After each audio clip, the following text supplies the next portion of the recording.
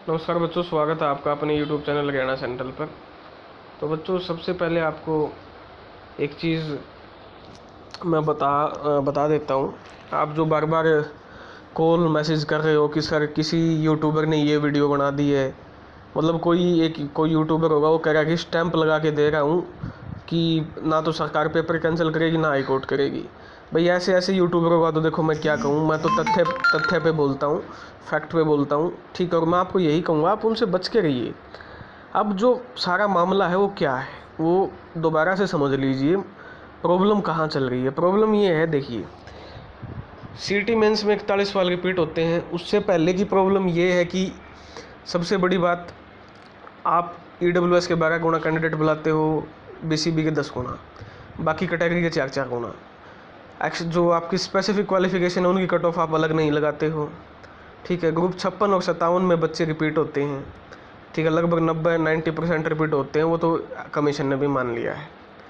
उसके बाद आपने वेरिफिकेशन नहीं किया, आपने पहले ही नंबर जोड़ दिए, ठीक है। नंबर मैं आपको बताता हूँ होता क्या सिस्टम है। ये आपका अभी TGT का एग्ज़ाम हुआ, उसमें क्या हुआ, 95 का हुआ TGT का एग्ज़ाम।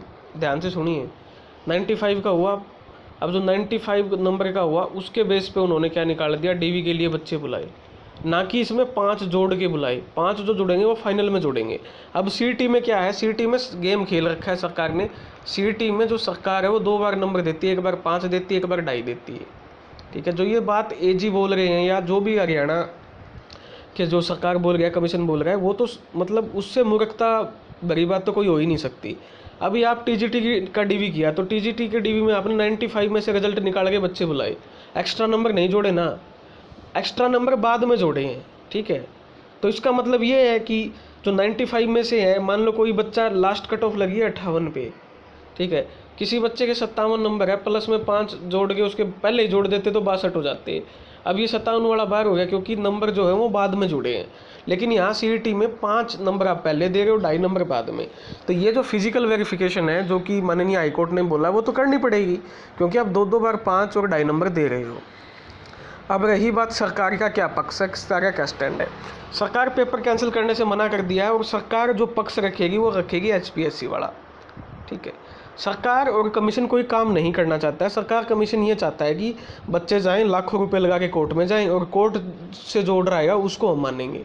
इससे शर्मनाक बात क्या हो सकती है हरियाणा के लिए। अगर आपसे एक कमीशन नहीं चल रहा तो ताला लगा दो उस कमीशन को। काहे के चेयरमैन है, काहे के मेंबर बनाए हुए हैं आपने। करोड़ों करोड़ों रुपए बजट आता है, लाखों इनकी तनख्वाह है, कोठी मिलती है इनको, गाड़ियाँ मिलती है, एक पर्सनल असिस्टेंट मिलता है, गनमैन मिलता है, क्यों दे रखी हैं। शर्म की बात है हरियाणा सरकार के लिए। अगर इनसे अपनी गलतियां नहीं सुधारी जा रही है, सारी गलतियां कोर्ट के माध्यम से सुधारते हैं। कोई पानीपत का मेंबर बना रखा है, कोई सोनीपत का मेंबर बना रखा है, पॉलिटिकल राजनीतिक नियुक्ता दे रखी है आपने। पता है किसी बच्चे को कि किसी भी आधे 90% बच्चे को नहीं पता कि उनके मेंबर कौन है, कौन से डिस्ट्रिक्ट से वो मेंबर बनाए हुए हैं। और उन मेंबर का काम क्या होता है, बच्चों की प्रॉब्लम को रखना। एक भी प्रॉब्लम का समाधान नहीं हुआ, एक भी प्रॉब्लम का, बताओ। कम से कम ये अब जो है ना, इसमें रिफॉर्म बहुत बड़े बड़े स्तर पर इसमें सुधार की ज़रूरत है। और अब सुधार नहीं हुआ तो फिर आगे तो कभी होगा भी नहीं। सुधार भी इसी गवर्नमेंट में हो सकता है, बाकी आगे नहीं होगा सुधार किसी भी हालात में। तो कम से कम उसमें 1-2 मेंबर स्टूडेंट रखने चाहिए। पता नहीं कर क्या रखा है सिस्टम ने। अब जो खबर जो मेरे पास है वो है कि HPSC का जो 33 क्वेश्चन वाला वो था, वो उसको कोर्ट में रखेंगे, हरियाणा स्टाफ सिलेक्शन। इनको कौन बताए बेवकूफ़ों को कि जो HPSC का जो एग्ज़ाम हुआ था वो था प्री एग्ज़ाम, पहली बात। और प्री में भी वो एग्ज़ाम था CSET का, और CSET होता क्वालिफाइंग नेचर का। इसमें भी भ्रष्टाचार हुआ है, कोई शक की बात नहीं है, ठीक है। अब ये कह देने से कि एग्जामिनर ने वो किया है, अरे इनके एग्जामिनर देख लो, 4 दिन से एग्जामिनर ने अभी तक जवाब नहीं दिया है। बताओ, जो कमेटी एग्जामिन करती है एग्ज़ाम को, क्या वो भांग पी के बैठी थी? इसमें करप्शन हुआ है, चाहे वो किसी लेवल पे हुआ, चाहे वो एग्जामिनर ने किया है, चाहे वो कमीशन ने पैसे खाए हैं, चाहे सरकार ने खाए हैं। वो तो जांच का विषय है, वो तो जांच होगी तब पता चलेगा, ठीक है। तो अब ये देखिए, उसमें 33 क्वेश्चन रिपीट होते हैं और वो एग्ज़ाम होता है प्री, और वो 1 साल बाद रिपीट होते हैं, 1 साल का उसमें गैप होता है, ठीक है। ये आ गई समझ में। अब इसमें क्या सिस्टम है, इसमें ये है डे बाय डे पे रिपीट होते हैं, ठीक है। अब इसमें जो वकील हैं वो क्या क्या तर्क रखेंगे कि जी 6 तारीख को होता है ग्रुप 57 का, उसमें क्वेश्चन उसके बाद होता है 7 को 56 का। ध्यान से समझ लो इसको। इसके 42 क्वेश्चन डायरेक्ट इसमें आते हैं, ठीक है। और ये डे बाय डे एग्जाम, और इसकी जो क्वालिफिकेशन है वो ग्रेजुएशन। और ग्रेजुएशन में आप क्या पूछते हो, टेंस कितने प्रकार के हैं, वचन कितने प्रकार के हैं, ग्राउंड वाटर को क्या बोलते हैं, सबसे बड़ा ग्रह क्या है, ऐसे क्वेश्चन आप पूछते हो। ये कोर्ट में वकील रखेंगे जाके पक्ष अपना। ग्रेजुएशन का एग्जाम है, यहाँ से income tax inspector, excise inspector, tehsil welfare officer, बड़े बड़े आपके SCPO जैसी पोस्टें हैं। उसके बाद इसी एग्ज़ाम को अब जो वकील हैं वो क्या बोलेंगे, इसी एग्ज़ाम को कोर्ट को बोलेंगे कि सर आप 5 तारीख को अगर ये एग्ज़ाम ले लेते, यही एग्ज़ाम, तो यही एग्ज़ाम जो 6 तारीख को एग्ज़ाम होना था बाद में, तो उसमें भी यही 42 क्वेश्चन रिपीट होते, ठीक है। तो सरकार किसी भी तरीके से बचने वाली नहीं है। जो ये यूट्यूबर है जो आपको गुमराह कर रहे हैं, जो टॉपर बच्चे हैं उनको गुमराह कर रहे हैं, देखो CT क्वालिफाइंग की जो लड़ाई है वो तो कोर्ट से ही होगी, वो तो सरकार ने हाथ खड़े कर दिए हैं। CT क्वालिफाई पे तो सरकार ने हाथ खड़े कर दिए, वो तो सुनने को तैयार नहीं है। वो तो अब जो लड़ाई है वो तो एक अलग लड़ाई है, वो तो कोर्ट से होगी। उसके अलावा जो ये लड़ाई है, ये लड़ाई में भी जो HSSC ने, जो मुख्यमंत्री ने रुख अपनाया है, जो इनके जो सलाहकार हैं उन्होंने जो बेड़ा गर्क करने का काम किया है भाजपा का, आज जो भाजपा का आज हरियाणा में जो सिचुएशन है वो कहते हैं ना कि नाजुक स्थिति बनी हुई है। मतलब वोट तो छोड़ो, इनको ये समझ में नहीं आ रही है कि 3,20,000 जो बच्चे हैं उनके साथ फैमिली परिवार में 6 मेंबर भी औसतन माने तो कम से कम 40 लाख वोट का आपका फ़र्क पड़ने वाला है। ये बात समझ में नहीं आ रही है सरकार को, और सलाहकार उनको ये बात समझाने नहीं दे रहे हैं। तो जो ये HPSC वाला मामला है ये कहीं स्टैंड नहीं करेगा, और ये जो आपके यूट्यूबर है वो झूठ बोल रहे हैं। हाँ भाई, मैं ये मानता हूँ कि सरकार कुछ भी कर सकती है, सरकार के पास सत्ता है, पावर है, सब कुछ है, वो किसी को भी बदल सकती है भाई, ठीक है। किसी में भी कोई भी आ गया, ठीक है, वो बदल सकती है। फिर ये ज़बरदस्ती से तो चाहे इंसान कुछ भी, ज़बरदस्ती तो हम भी कुछ कर ले, ज़बरदस्ती तो मैं भी कुछ करवा सकता हूँ, तो वो तो ज़बरदस्ती वाली बात होगी, ठीक है। और अभी कल जो फैसला आया DSSB का, और जो वकील हैं वो DSSB का जो मामला आया कल, जो 7 साल बाद आया है, पेपर को रद्द कर दिया गया, और 6 साल से जो नौकरी कर रहे थे उनको भी हटा दिया गया, उसको रखेंगे साथ में, उसको अटैच करेंगे। सुप्रीम कोर्ट का डिसीजन वैसे है, ठीक है। इसके बावजूद भी मैं सरकार से अपील करता हूँ, पहले ही पेपर रद्द कर दो ग्रुप 56 का। CT क्वालिफाई नहीं किया उसमें तो तुम्हारी माटी पलीत हुई है, पूरे हरियाणा में बेइज्जती हुई है। अब भी तुम्हारे पास मौका है, ये जो आप ये शरारत कर रहे हो ना ग्रुप टॉपर बच्चों के साथ, ये जो 56 ग्रुप का आप एग्ज़ाम कैंसिल नहीं कर रहे हो, ये आपको बहुत चुभेगा। और उससे बड़ी बात भाई, विधानसभा में प्रस्ताव उठेगा, विधानसभा 25 अगस्त से है, ठीक है। और 25 अगस्त से ये देखिए कांग्रेस भी विधानसभा में उठाएगी इस मुद्दे को। उप मुख्यमंत्री ने आयोग की कार्यप्रणाली पर सवाल उठाए, खुद उप मुख्यमंत्री उठा के कुंडू ने ध्यानाकर्षण प्रस्ताव पहले ही दे दिया है। इसका मतलब जो 25 अगस्त से हंगामा शुरू होगा वो सारे का सारा किस पे होगा, CT पे होगा विधानसभा में। इसलिए जो मुख्यमंत्री है वो उन्होंने कहा है कि 19 तारीख तक रिजल्ट घोषित हो जाना चाहिए किसी भी हालात में। अब किसी भी हालात में चाहे साम दंड भेद कुछ भी अपनाएं, ये अपनाएंगे, ऐसी मेरे पास सूत्रों के हवाले से खबर है, ठीक है। शुक्रवार पड़ेगा, शुक्रवार के बाद 2 दिन कोर्ट बंद रहता है ताकि जो बच्चे हैं वो आगे ना जा पाएँ, ठीक है, यानी अगले कोर्ट में ना जा पाएँ। इसलिए जो आने वाला शुक्रवार है उस दिन ये कमीशन करने वाला, क्योंकि अगर उस दिन नहीं किया उसके बाद तो विधानसभा सत्र है, और विधानसभा सत्र शुरू होगा तो माटी पलीत होनी है सरकार की। सरकार को इस बात का पता है, बड़े अच्छे से पता है, ठीक है।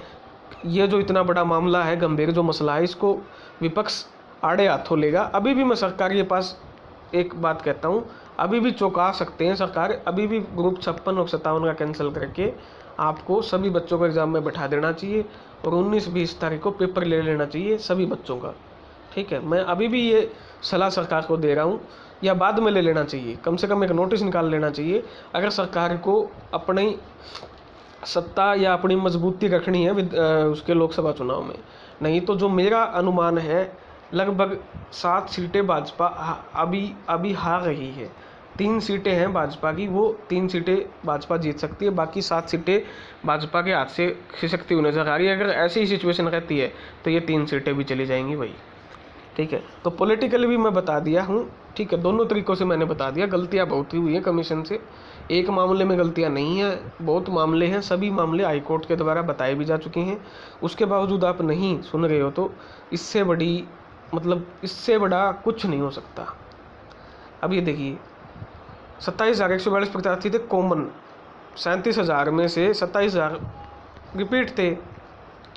पहले सरकार अखबारों में निकालती थी 70,000 एग्ज़ाम देंगे, 68,000 एग्ज़ाम देंगे, वो सब झूठ बोलती थी। अब वो जो सारा है वो कोर्ट में यूज किया जाएगा उनके खिलाफ, सरकार के खिलाफ। तो 37,000 में से ये देख लो 27,000 आपके पास है, रिपीट है। बाद में पहले नहीं माना है सरकार ने, अब मान रही है। तो लगभग 90% बच्चे क्या हैं, रिपीट है। ठीक है, तो मेरी आपसे यही गुजारिश है, लगातार आपकी आवाज़ को उठाइए हर सोशल मीडिया प्लेटफॉर्म पे, चाहे वो फेसबुक है, चाहे ट्विटर है, चाहे व्हाट्सएप है।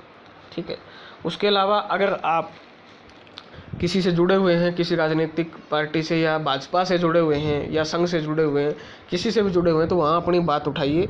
ये सभी के हित की बात है। उनको ये समझाइए कि देखिए आपको ही फ़ायदा होगा, बच्चे आपको ही वोट देंगे।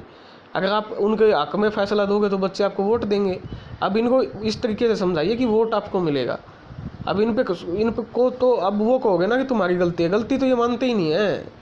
इतने जो तानाशाह हैं ये गलती नहीं मानते। अब तो इनको ये बताओ कि भाई वोट कितने हैं आपके, कितना नुकसान हो रहा है आपका, उस चीज़ से तो ये बेशक भले ही मान जाए। अगर ये पहले ही सोच के चल चुके कि हरियाणा में हमारी सरकार नहीं आनी है, क्योंकि इन्होंने भी इंटरनल जो है सर्वे करवा लिया होगा, लाखों करोड़ों अरबों की पार्टी है।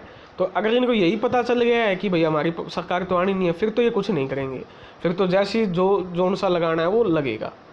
ठीक है, तो मेरी आपसे यही अपील है, गुमराह न होके आप सभी बच्चे अपना शरीर की तरफ ध्यान दीजिए। जो आपके हाथ में है वो आप कीजिए, धरना प्रदर्शन कीजिए, लोकतांत्रिक रूप से इकट्ठा होकर सभी हरियाणा के टीचर्स को इकट्ठा कीजिए। उसके अलावा अपने शरीर का ध्यान रखिए, योगा व्यायाम कीजिए, रनिंग कीजिए। और जो बच्चे जिनके आगामी एग्ज़ाम है वो अपना तैयारी अच्छे से कीजिए। ठीक है, तो किसी के यूट्यूबर कोई वीडियो बना रहा है उसके बहकावे में मत आए, फैक्ट और तथ्य पे बात करें। ठीक है, फैक्ट तथ्य को देखें कि फैक्ट क्या है। ठीक है, तो इसकी 16 अगस्त को सुनवाई है, ये आपका विधानसभा में मामला उठेगा। फिर भी कोई आपकी आगे अपडेट आती है तो मैं उसको ज़रूर आपके साथ साझा करूँगा। और फिर भी आपका कोई डाउट है तो उसको कमेंट सेक्शन में ज़रूर बताएं। काफ़ी बच्चों के ये आ रहा है कि सर एसआई की भर्ती आएगी, सर कांस्टेबल की भर्ती आएगी। मैं उन बच्चों को भी समझा देता हूँ जो ये कह रहे हैं एसआई की भर्ती आएगी। एसआई की 200 भर्तियों की बात चल रही है। अगर एसआई की 200 भर्ती इस सीईटी के माध्यम से होती हैं, ध्यान से सुन लेना, इस सीईटी के माध्यम से होती हैं, तो 80 से नीचे कट ऑफ नहीं आएगी एसआई की। यही जो बच्चे अब डिप्टी रेंजर में और इनमें गए हैं ना 82 से 80 से ऊपर वाले, यही बच्चे आपके एसआई में आएंगे।